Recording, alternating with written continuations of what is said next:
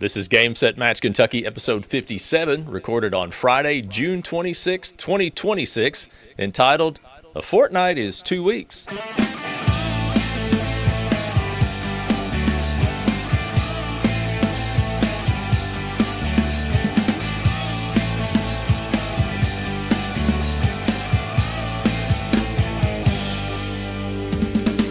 Hey everybody, it's time for another episode of Game Set Match Kentucky, where we talk about all things related to tennis in Kentucky, especially the Central Kentucky Tennis Series. I'm Chris Godby, the chairman of the CKTS, where the lines are good and sandbagging is for golf. I am in Russell Springs. Chad Young is at the Warren County Tennis and Sports Facility. We all call it Buchanan. What have you been up to, old friend? Oh, not much. Finally had a chance to catch my breath after high school season, followed by USGA state tournament, followed by the Sydney Cassady Memorial. So the last 2 weeks have been slower than anything I've experienced since the winter. I don't know how you've made it. You've had a slam schedule. We keep up with each other, so I know what you've got going on. So I don't envy that schedule. I think I'm busy, and then I see what you've been through in May and June, so tough several weeks for you. Hopefully it'll slow down just a little bit, and you can enjoy the holiday coming up, maybe enjoy some Wimbledon. You, the viewers, haven't... Sorry? What's that? No, go ahead. No, I'm actually looking to play some tennis, Oh. I do have a little camping trip coming up, so... Nice. July should be a slow month, except for maybe a week of tennis camp. Well, we have a little beach trip coming up, and that's for Mrs. Godby. I'll go and I'll enjoy it, but it's, You're not. I like You're being not a here. beach guy. Well, I'm not much of a beach guy. I'm more of a pool guy. Uh-huh. There's live things in the ocean, dirty things, live things, harmful things, and just prefer a good chlorinated pool. Yeah, I like the beach, but I could do what I do at the beach basically anywhere, which is lay around. I do like the sound, but I don't get in the water. Oh, it's beautiful to look at for sure. Yeah. Yes. I mean, I could go to the beach and never get in the water. I'm past that. I won't get in it much at all. Maybe to wash the sand off my legs, and that's about it. But so, viewers, you haven't seen us in about 2 weeks, which is a fortnight, by the way. We've got a lot of tennis news to catch up on. Today on this edition of Game Set Match Kentucky, we're going to look at results from the Sydney Cassady Memorial Tournament. We've got point standings. I guaranteed it, and it's happening. We're going to congratulate the 40 and over champions. All this plus tennis news and announcements and a whole lot more that you never asked for as usual. But let's jump right in with results from the Sydney Cassady Memorial Tournament in Bowling Green. This was on June 13th and 14th, and it was directed by the one and only Chad Young, who, as we know now, has a lot of free time lately. And he was looking for something to do, and he really wanted to have two tournaments at the same time. If he could have, he would have done that. I missed this one completely, recovering with my elbow, but I got to hit a couple times this week, Chad, so I might be back on the recovery track. I like it. Yeah, it was a good weekend. Weather wasn't terrible. We knew there was a chance of rain on Sunday, so just peeling the curtain back a little bit as a tournament director, with our numbers not being as large as they have been, I jam-packed Saturday as much as I could. So every draw that could play a semifinal on Saturday played it. Obviously, because of the limitations we have in terms of no more than 2 matches per event per day. There were some that were still going to have to play semifinals and finals on Sunday, but my goal was to get to as many finals on Sunday as possible, and that way if we had to move indoors, we could. We didn't really have to until the very, very end, so like the last 5 matches went on inside, and that was really more because the rain was coming. We really could have probably handled like an hour delay, but it was nice to just go indoors, and we were done fairly early on Sunday afternoon. So all great in to all, it was have a that pretty option. good weekend. Yeah. Yeah. Well, let's take a look at who brought home the llama trophies. If you would like to start, Chad, with boys 12 and under singles. Our boys 12 and under singles was a round robin, and Alok Chaudhry was the winner. He went 2-0. The runner-up was Evander Soren. In boys 14 and under singles, it was Aaron Chang defeating, I lost my place, I'm sorry. Aaron Chang defeating Jonah Bradstreet 2-6, 6-4, 10-4, quite a final. Boys 16 under singles also featured Aaron Chang. He was the runner-up, as Evan Bell was the boys 16 and under singles champion via a walkover. In boys 18 and under singles, Dahl Beck defeated Carter Bernard 6-1, 6-love. There was no girls 12 singles. Girls 14 and under singles was a round robin, and Lindsay Turner went 2-0 to claim the championship. Leah Beckham was the runner-up. In girls 16 and under singles, Abigail Joyner defeated Ellie Yan 4-6, 6-2, 10-8. Girls 18 singles was also a close one. Paisley Harris claimed the title, defeating Claire Riney 4-6, 7-5, and 10-7 in the super tiebreak. Look at that score. I mean, that couldn't have been more than those three total points difference between them. Yeah. All right, in boys 18 and under doubles, let's get the right picture up there. We have the team of Carter Bernard and Miles Mudd defeating Luke Nelson and Jude Tabor 6-1, 6-3. Girls 18 and under doubles was just a final, and it saw Lily Faria and Abigail Joyner defeating Courtney Woodward and Kate Nussbaumer 6-2 and 6-1. There was no mixed 18 and under this time, so let's go to men's open singles, where Dahl Beck defeated Peyton Johnson 3-6, 6-3, 10-8. He's a pretty good player from Cookeville, I understand, and has done well in the CKTS so far this year. Yeah, he's getting a lot of titles already. Yep. Men's C singles, it was Kaisuke Tahara defeating Reese Dowdell 6-4 and 7-6. And in men's B singles, it was Carson Donahue defeating Hank Jesse 6-1, 6-1. There was no men's 40 singles, so in women's open singles, it was a round robin, and Erin Riney continues to dominate that division, even going back to last year. She goes undefeated, 2-0. Leslie Lone was the runner-up in women's open singles. Now, I did not have a picture for that. Is that missing? Or That is missing. Okay. I couldn't find a picture of that one myself. No problem. Let's see. Thought maybe you might have forgotten to upload it or something. Just checking. Okay, let's go to. Do have a picture for this one. Men's open doubles. It was Evan Bell and Chris Allen defeating Nate Harlan and Brad Hales 6-2, 6-4. Another tight one in men's C doubles saw Chase Cloyd and Larry Hales defeat Mike Blevins and Larry Kohler 3-6, 6-3, and 10-6 in the super tiebreak. Wow, a lot of close matches in this tournament. It's not a big tournament in the short history of the Sydney Cassady Memorial, but a lot of close matches. So it's still, and that's what you want as a tournament director when you're putting together the draw. You want your best teams playing in the final, and you want close matches, and we had a lot of those. Okay, so now we are.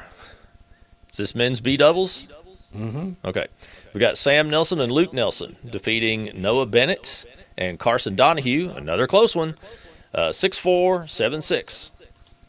There was no men's 40 doubles or women's open doubles. In women's B doubles, it was a round robin, and Erica Blevins and Leighton Manis were the champions, going 2-0, and Heather Wise and Kara Compton were the runner-up.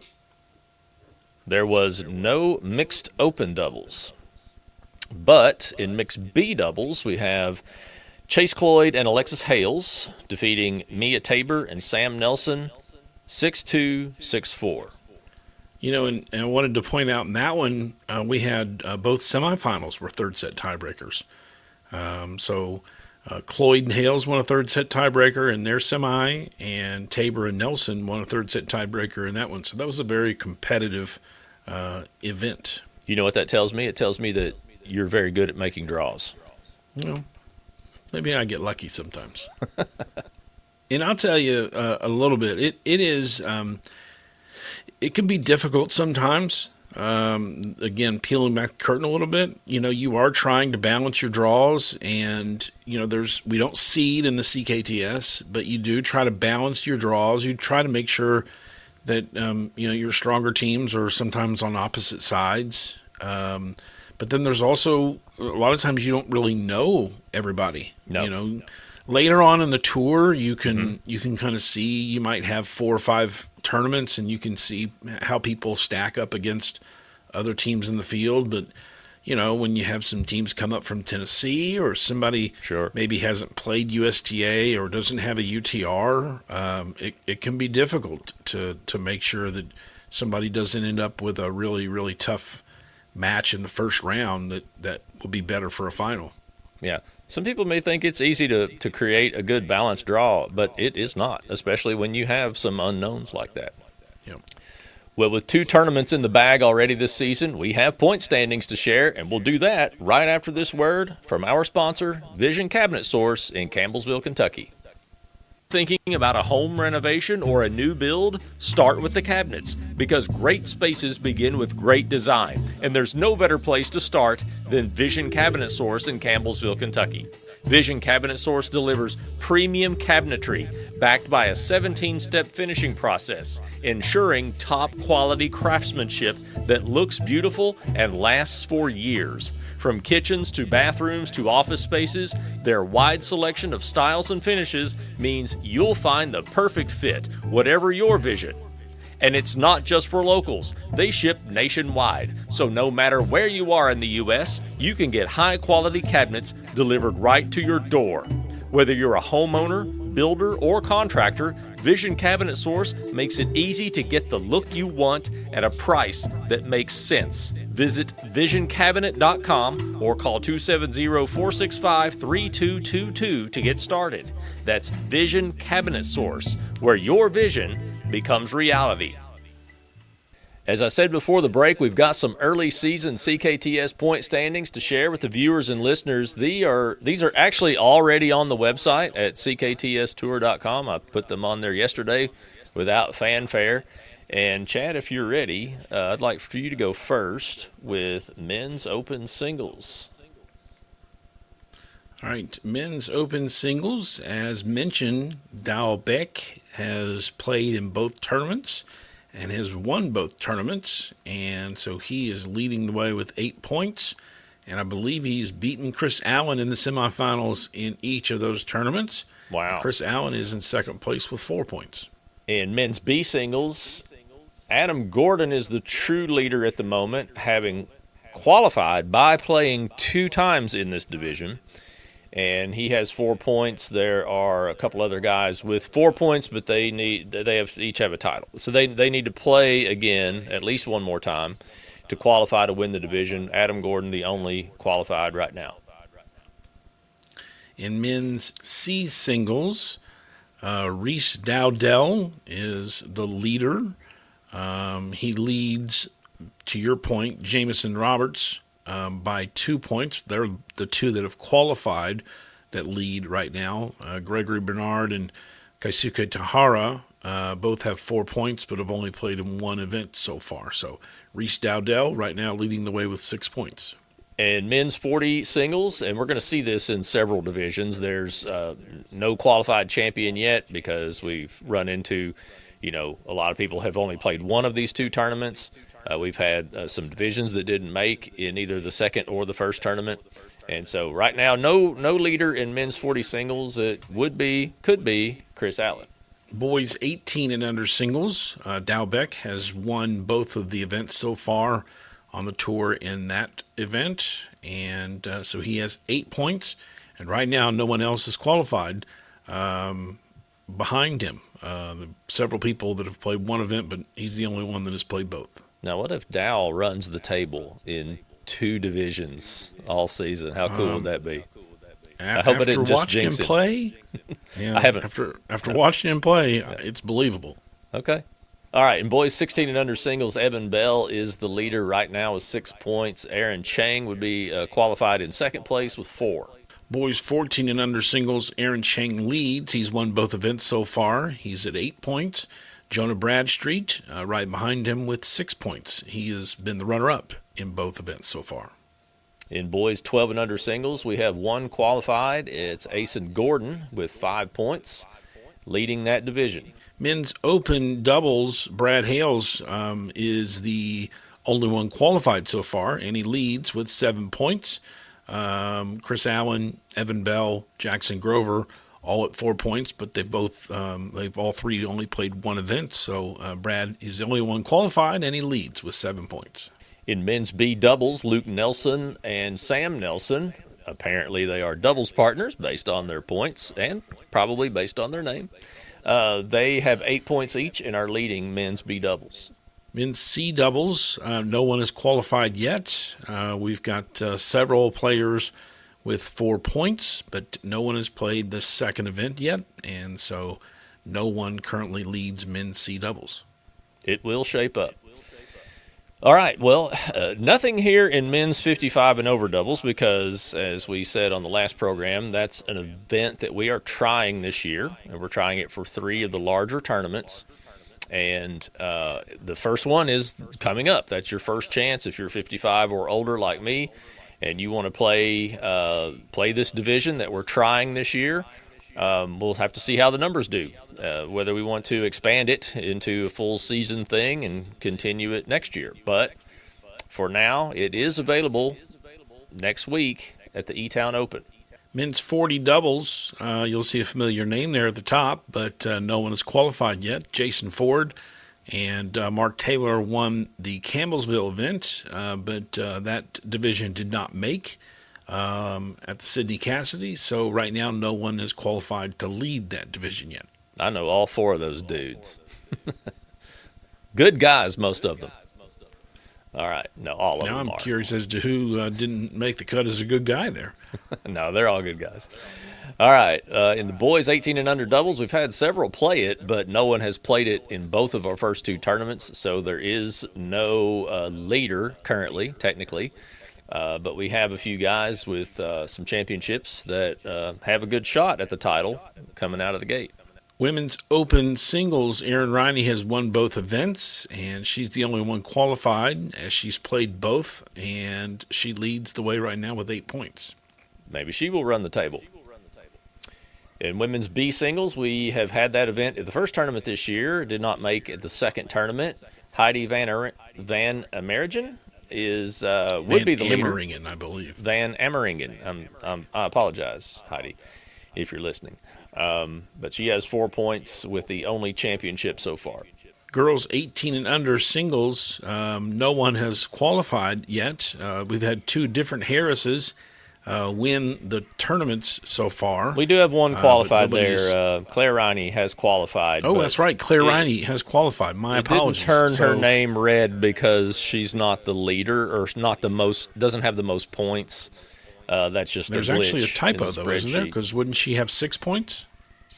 You know, that is true. That total is not adding up right. So let's, if those points are correct for her in those first 2 tournaments, then I think they are. I think there must be a formula messed up in that spreadsheet, and she should have 6 points, and she should be the leader then. In girls 16 and under singles, Ava Wise is currently the leader with 4 points. She has played the division both times and matches the highest total there, and she is currently the leader. Girls 14 and under singles, we do not have anyone qualified yet. We have a couple of players who have each won a tournament, but no one has played 2 to qualify in the points yet. All right. We see this story a lot. We see a lot of blank sheets on the girls 12 and under singles, and that still continues to be true right now. And but hopefully that will change, maybe starting with the State Farm E-Town Open this year. I'll do women's open doubles. Amber Brown and Heather Wise will be the leaders if they play again. They each have 4 points. Women's B doubles, surprisingly, it did not make in Campbellsville. It did make in Bowling Green for the Sydney Cassady Memorial, but nobody is qualified yet by playing 2 events in women's B doubles. In girls 18 and under doubles, we do have a qualified leader in Courtney Woodward with 6 points. And mixed open doubles did not make in the Sydney Cassady, so no one is qualified yet in that division. Abby Helm and Nate McQuarrie won the Miller Park Tennis Classic, but nobody has played a second event yet. In mixed B doubles, Chase Cloyd and Alexis Hales have the current lead by a half point with 4.5. I'd have to go back and see what the draw was for them because, I mean, I think they won mixed B last year, and then they lost first round at the Miller Park Tennis Classic. They did. I have that right to. Here. No, I do not have that up. I don't have that screen up anymore. I closed it. It could have been. It was a round of 8 loss, I think. Could have been Heidi and Josh. Maybe. Yep. They won the event, so that wouldn't surprise me terribly. But that's like we're saying, that's a pretty tough draw for the first round. That would be a good guess, yeah. Mixed 18, that did not make in the Sydney Cassady, so no one is able to qualify yet. We've got several that played Miller Park, but nobody is qualified yet in mixed 18 doubles. Okay, and that's a look at our current point standings. And so, are you planning to keep competing on the CKTS Tour this summer? Of course you are. If so, keep your costs down in the long run with the CKTS TourPass.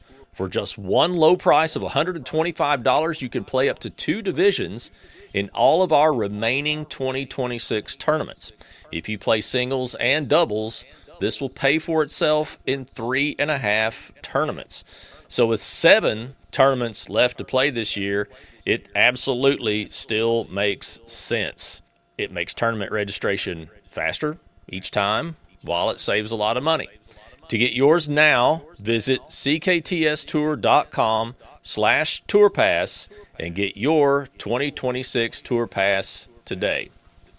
Now, we don't have a tournament yet in far western Kentucky, but there's some great news recently from that area of the Commonwealth. Men's tennis is making its return to Murray State. The university has approved the reinstatement of men's tennis, bringing back the program after a decade-long absence. The move is part of an expansion that will add 5 new varsity sports, including bowling, stunt, that's like a cheerleading thing, Chad, the return of rowing, and beach volleyball. Chad, in the last decade, it seems that a lot of colleges were letting their tennis programs go, but we're actually now seeing some of them come back, like Eastern Kentucky University, for example, in the last few years. Are you hopeful that this could mean a return for men's tennis at Western Kentucky University? No. Okay. No hope at all, huh? No. Okay. No. I wish. Care to expand on that opinion? I haven't seen anything.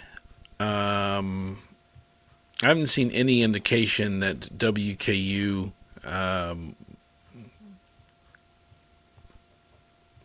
wants to invest in tennis more than what they're doing right now. I think, and this could take us on a long tangent. I think college athletics is in such a chaotic state right now. I agree. And the way that minor sports are viewed and the way that athletic directors and members of boards of regents and presidents, the way they view the role that minor sports have in the college athletic landscape and how that impacts the overall community, I I don't think is all that healthy. And so, no, I'm not. This is probably a Title IX issue, I would assume. I'm happy for Murray. I'm sure this was a way to make the numbers good. I wish they cared more about tennis in their communities, but I don't think they do. So I'm happy for Murray. I'm happy for Eastern. I think it's good. Maybe that's the only positive that could come out of it is we're a little behind the curve here in Bowling Green, that maybe if they see the impact that a tennis program, men's and women's, could have on a community, maybe they would consider it. Because I think dropping men's tennis has had a negative impact on Bowling Green over the last decade since they made that decision. So it's been about 10 years at Western. Yeah, I don't know if they were the same time, but I feel like Western made that decision maybe even closer to 15 years ago. I feel like it was early 2010s that they dropped. They dropped men's soccer. They dropped men's tennis. They dropped swimming, but that was kind of for different reasons. So, yeah. I mean, they've kept women's tennis this whole time. Yeah, Western, but they have right? to. Yeah. You have to, yeah. Title IX thing. Yeah. Again, they're not doing it because they care about tennis. It's not. They're not doing it for the right reasons. Gotcha. So.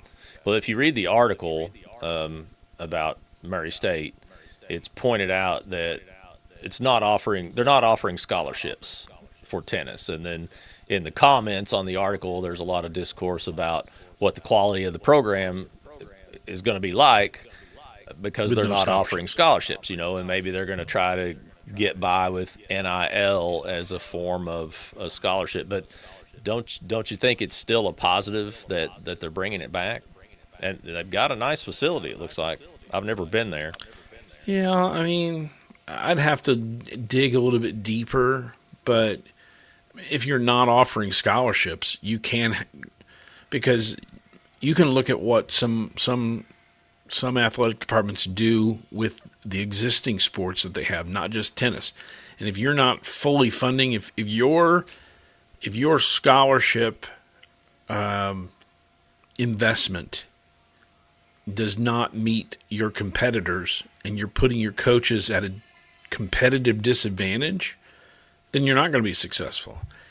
And then what's the point? I mean, there are obviously budget constraints, but yeah, if you, what do you really think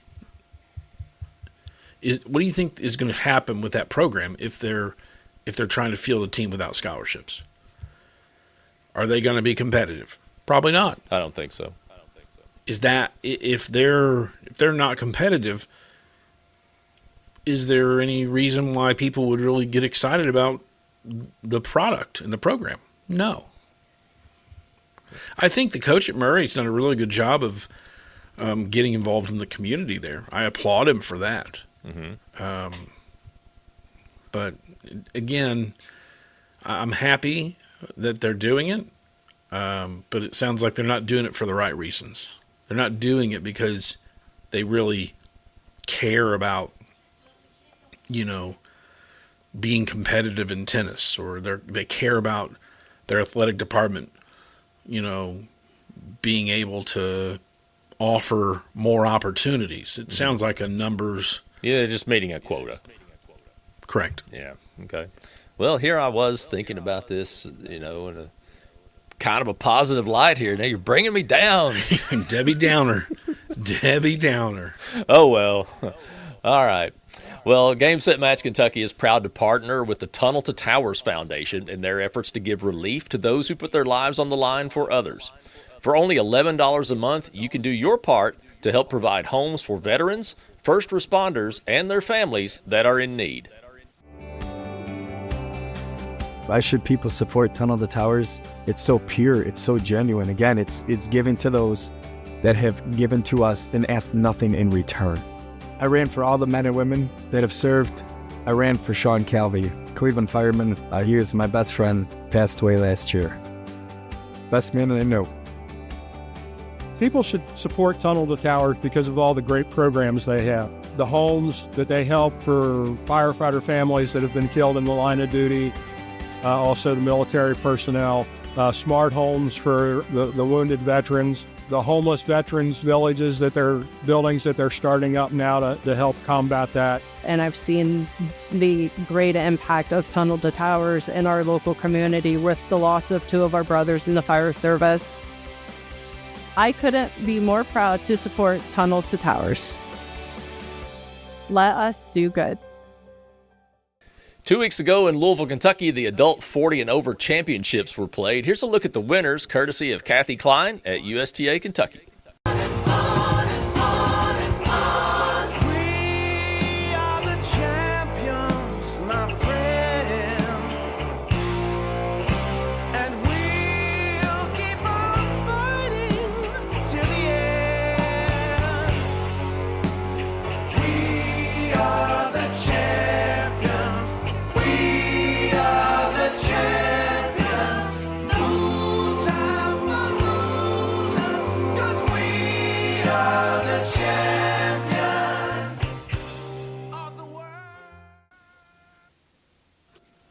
Okay.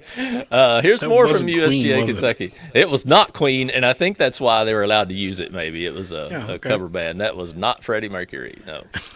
So, what else do we have from USTA Kentucky? Oh, I wrote an announcement for you and put your name in front of it. Maybe I forgot to tell you that.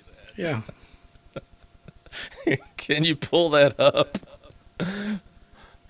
Are you interested in becoming a coach or learning how to improve as a coach? Maybe you want to coach again after 20 years away. Introducing USDA Coaching, the start of a new era for tennis coaching.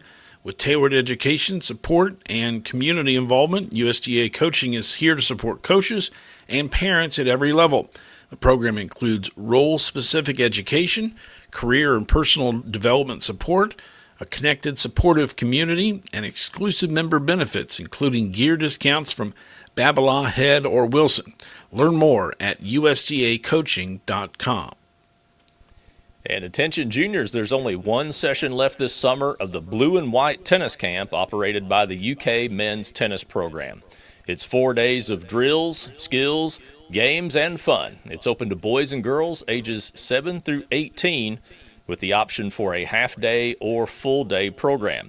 It's held at the Hillary J. Boone Tennis Center, and these camps are a great opportunity to improve your game.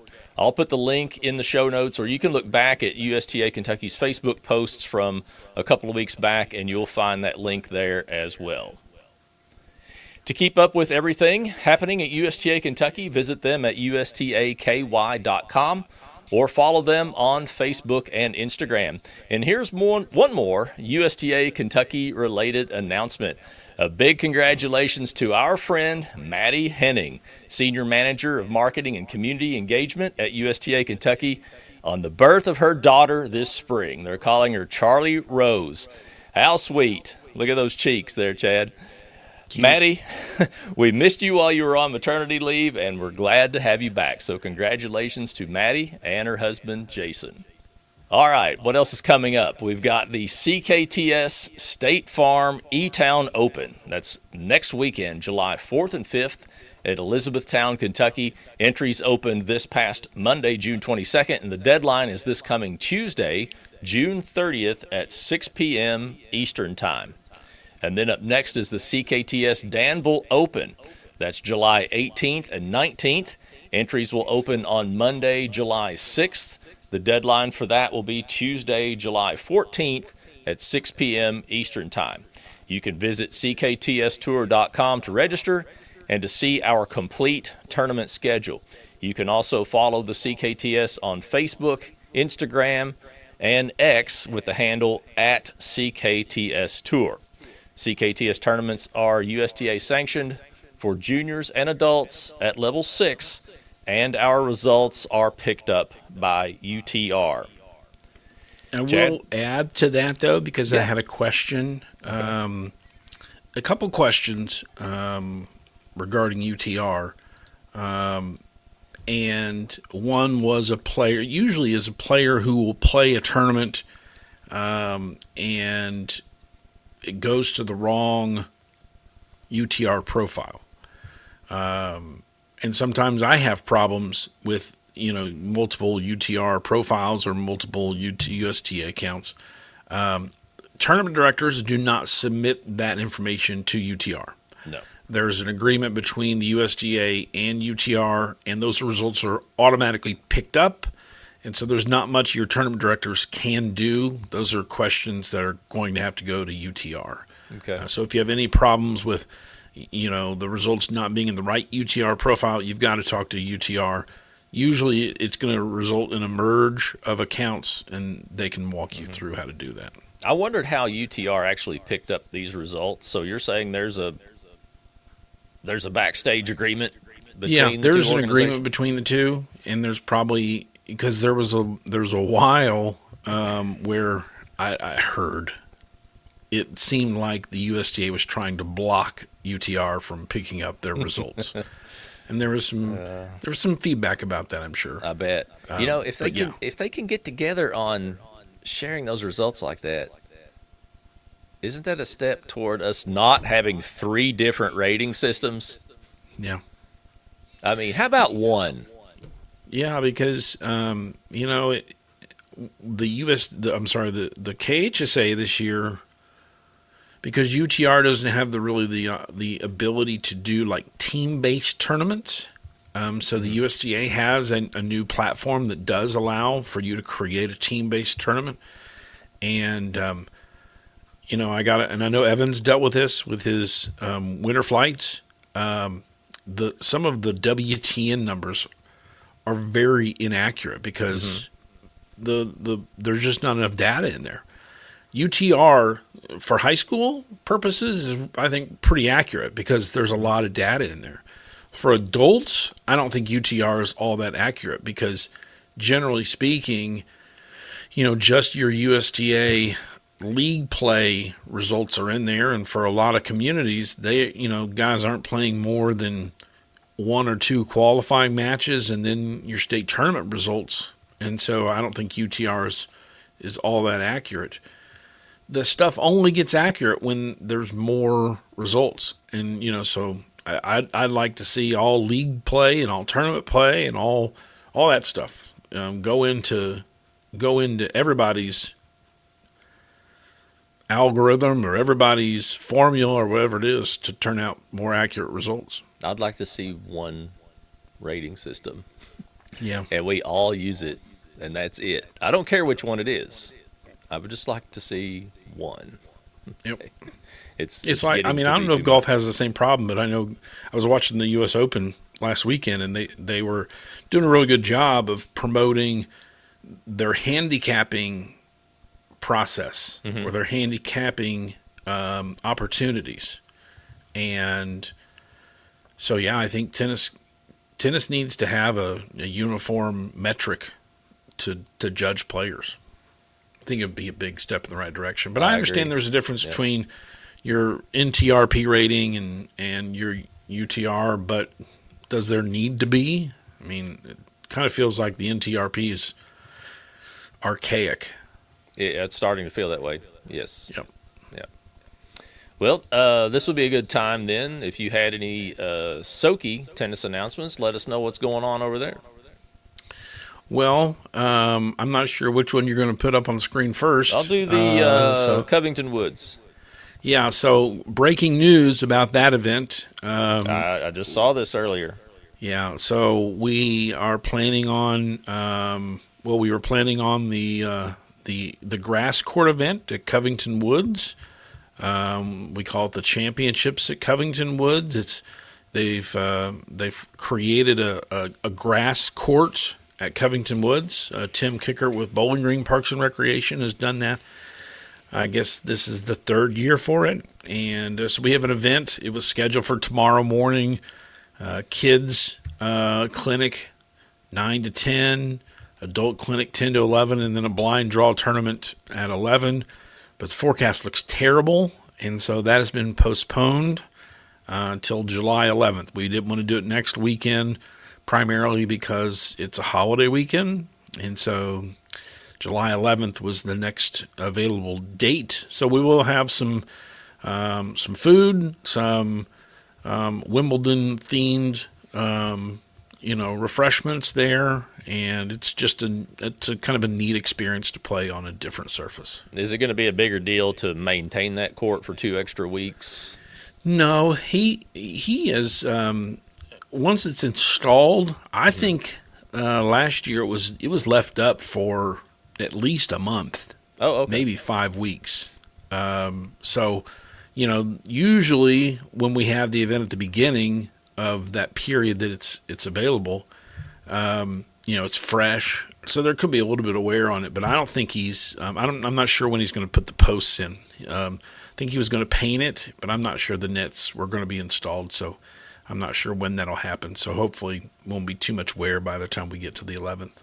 So it's not playable just yet. It won't be until that opening day, the day of Correct. the event. I think. Okay. I don't know if he's going to put that net up next week or what, and give people access to it. It's a first come first serve situation anyway, except for this event that will now take place on July 11th. Okay. Now I want to hear about the 2026 Summer Slam. Yeah, so this is a pretty neat event. Unfortunately, they're gonna fall on the same date, but the SummerSlam middle school speed tennis tournament is going to be held here at Buchanan Park on July 11th. That is an event for middle school age kids. They play a couple short sets. It's a speed tournament. It's very similar to like the Winter Flights format, where we're trying to get them play against multiple players. And so this has been a great event the last couple of years. We've moved it indoors just to get the kids out of the heat and to not have to worry about rain. And the big change this year is it's completely free. We've had great sponsor support, so this is a completely free event. There is a limit on entries, so if you haven't signed up, you want to do that soon. The last day to register is July 7th, but it is close to being full. It's for rising 4th through 9th graders, so this is it's a really fun event, and it's completely free. Very good. Then we have Spartan Tennis Camp coming up July 20th to 23rd. I referenced that earlier, that I just have camp in July to deal with. So Greg Davis, the women's tennis coach at WKU, and I put this on every year. So July 23rd, 9 to 11, kids entering grades 3 through 7 need to register by July 10th to get your camp T-shirt. It'll be held at the South Warren Tennis Courts. Well, you can learn more about Soki Tennis at SokiTennis.net or visit their Facebook page at facebook.com/Soki Tennis. The Lake Cumberland Tennis Association is offering junior match play on the last 3 Mondays in July from 6 to 8 p.m. at Pulaski County High School courts. It's only $8 per session, and you can find the registration link on their Facebook page found at facebook.com/Lake Cumberland Tennis. And if you have any announcements you would like for us to share on this program, you can send those to us at info@gamesetmatchky.com. We do not have a Challenge the Call question today, but we'd love to hear your questions. To challenge the call, you can email us at challenge@gamesetmatchky.com. And that's going to just about serve out another episode of Game Set Match Kentucky. I'd like to thank everyone that's watching on Facebook or YouTube, and for all of you that are listening and subscribing on any podcast app. You can help us out by liking and subscribing to our videos and by leaving us a 5-star rating and a review.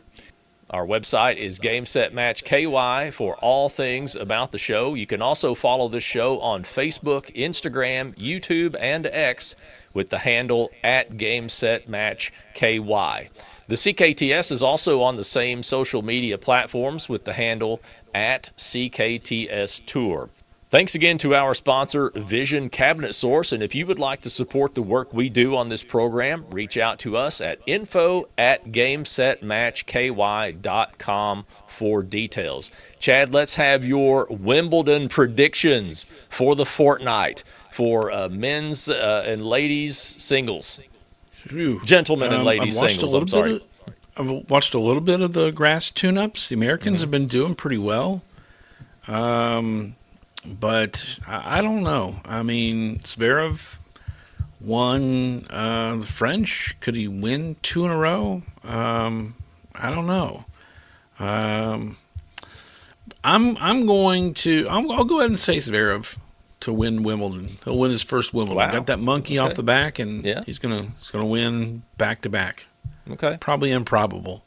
On the girls' side, on the ladies' side, Ladies singles. Boy, I saw Sabalenka's having some weird results. Like, she's been bageled twice in the last couple of weeks. Mm-hmm. I like Swiatek to win Wimbledon and repeat.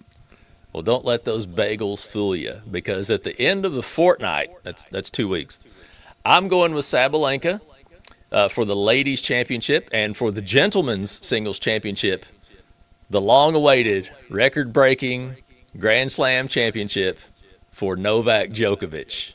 Oh, wow.